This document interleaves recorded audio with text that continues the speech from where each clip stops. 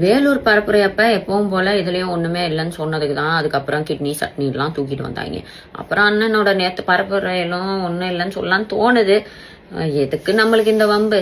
அதுல வேற அண்ணா நிர்வாகம் எதுக்கும் பொறுப்பு இல்லைன்னு வேற மிரட்டிருக்காரு. அண்ணா பயமா இருக்குதுண்ணா, ரொம்ப பயமா இருக்குதுண்ணா. ஸோ தளபதி விஜய் சிஎம் ஆனதுக்கப்புறமா திருச்சி மக்களை பார்த்து நன்றி சொல்லணும் அப்படின்னு சொல்லிட்டு நேற்று ஒரு தேங்க்ஸ் மீட் ஒன்று நடந்துருந்துச்சு. ஸோ அதில் நம்ம சிஎம் விஜய் நிறைய விஷயங்களை ஷேர் பண்ணியிருந்தாங்க. இந்த ஒரு நிகழ்ச்சி முடிஞ்சதுக்கு அப்புறமா ஜூலி அவங்களோட இன்ஸ்டா பக்கத்தில் ஒரு வீடியோ வெளியிட்டிருக்கிறாங்க.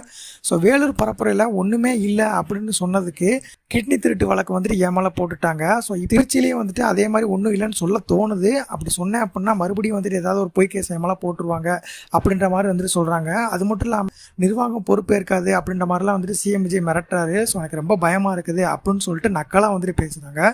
இது குறித்து உங்களோட கருத்துக்கள் எதுவாக இருந்தாலும் கமெண்ட்டில் லீவ் பண்ணுங்கள். நெக்ஸ்ட் ஒரு இன்ட்ரெஸ்டிங்கான வீடியோ தெரிஞ்சுக்க சப்ஸ்கிரைப் பண்ணி வச்சுக்கோங்க.